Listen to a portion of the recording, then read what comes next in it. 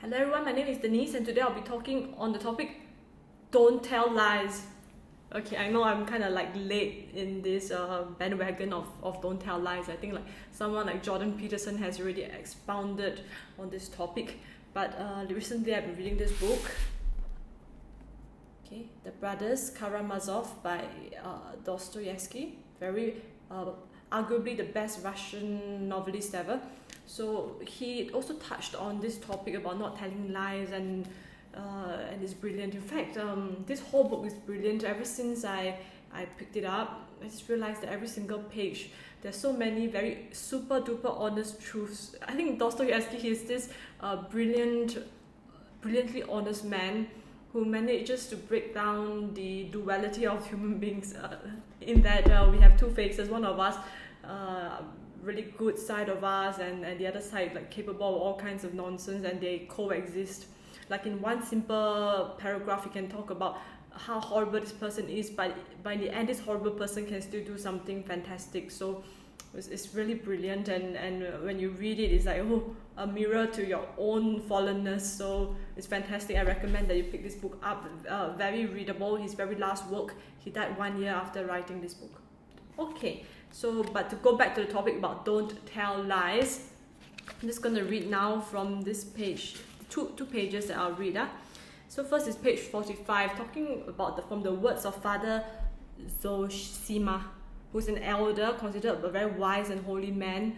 So he was giving some advice to Fyodor Karamazov, which is this sensual, despicable man, the father of the three brothers in the story. Okay, so what he said: don't lie to yourself. The man who lies to himself and listens to his own lie come to a point that he cannot distinguish the truth within himself or around him, and so loses all respect for himself and for others.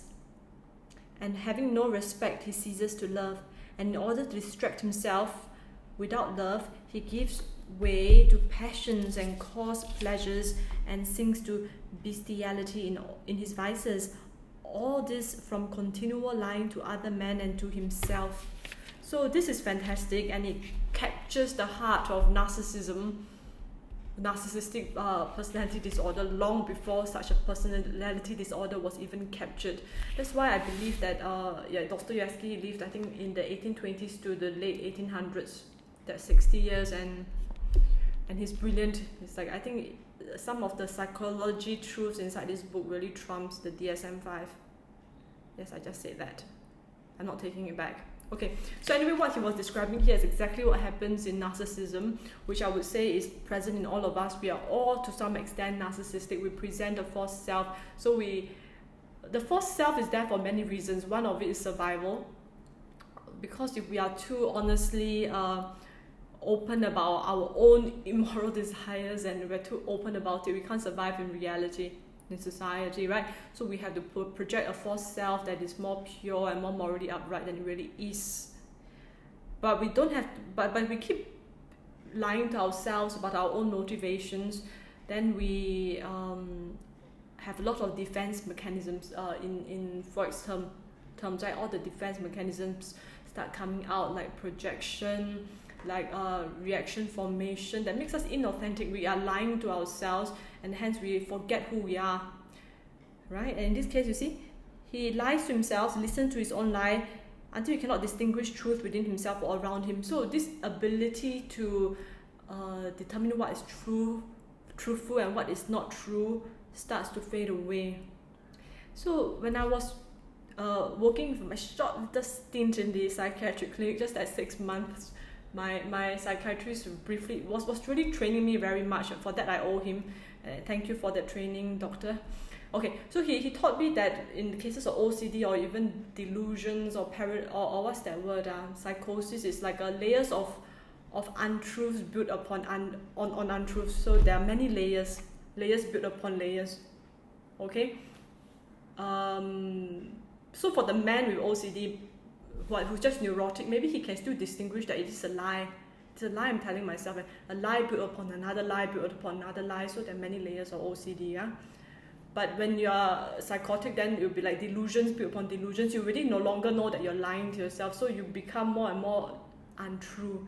So what is the remedy to that? According to this elder, who's of course, right, drawing upon one aspect of Dostoevsky himself, the wise old man within Dostoevsky was able to dispense that truth. So this wise old man, embodied in Elder Zosima, pardon my pronunciation, was saying, don't lie to yourself, don't believe your lies, keep deceit far away from you, right?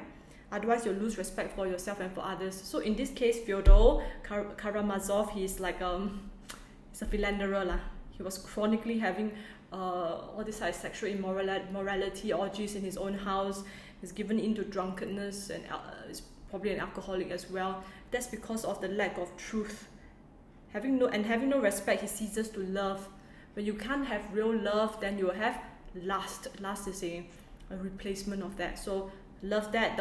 It all starts with telling yourself the truth. So this fact is also further reiterated on page 61, talking about a man who has this problem. The more I hate man individually, the more I love humanity, which you know is nonsense. Huh? You cannot say you love humanity if you cannot love individual man. And yes, the individual man is hard to love because they have their own idiosyncrasies, their own little bits of rough, diamond in the roughness, and that can be very annoying. But if you are a counselor like I am, or just a normal human being, you realize that every single person has something that's irritating about them. And if you want to love them, you really have to love the good and the bad together. Okay, the remedy for that is, above all, avoid falsehood. Every kind of falsehood, especially falsehood to yourself. Watch over your own deceitfulness and look into it every hour, every minute. Avoid being scornful both to others and to yourself. What seems to be to you bad within you will grow purer from the very fact of your observing it in yourself. Okay? Don't lie to yourself. Okay, there's a classic example when I was learning the very basics of psychodynamic psychotherapy. They said that they always gave this classic example, which is, you are a 40-year-old woman working in an office, and you are a staunch Christian, okay?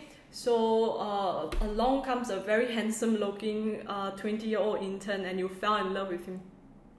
But you're not honest to yourself, okay? Because that is a shocking revelation. You're a Christian, you must be monogamous, you love your husband and your husband alone. So you don't allow yourself to be honest with yourself about your own sexual attraction towards this young man, okay? So you can do the defense mechanisms. You start to lie to yourself. You say that, I don't like him, he likes me. Oh, that's projection, right?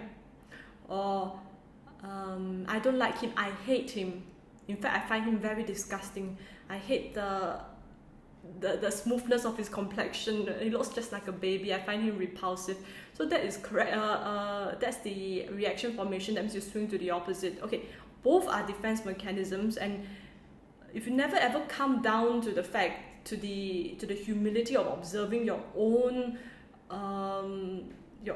true passions, which is, I like this intern, I am attracted to him, and I have no control over that. That is just, he's young and is attractive and brimming with hormones, and he elicits that reaction from me. But I have a choice of what I want to do with that. I don't pursue it, right?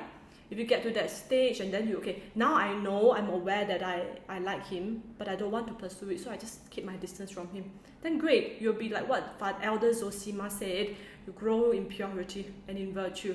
But if you just have layer upon layer of projection or reaction formation, all the other defense mechanisms come, right?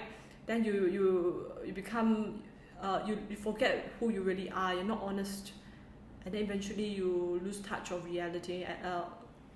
Or rather you become, like what she said to Fyodor at the beginning, you lose respect for yourself, lose the ability to love if you lose this ability to tell the truth to yourself. So what can you do? What can you do? I think one of the very powerful things you can do is to journal. You can type it out or you can write it out. And after you write it out, you can just tear it apart or burn it apart. So you can be brutally honest to yourself, like, I'm 40 years old, I'm in love with this 20-year-old intern, and it's okay. I decided that now that I'm aware of my passions, I know what I must do to prevent myself from acting on these passions, and I know that I'm just a normal woman, a fallible human being, so I got to be careful about myself. And okay, I still love you, Denise.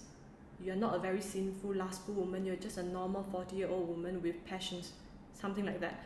Be compassionate to yourself as you're writing that journal, and then if you want, after that, you can just tear it apart, burn it apart, okay? Accept every part of yourself, don't condemn it, be compassionate.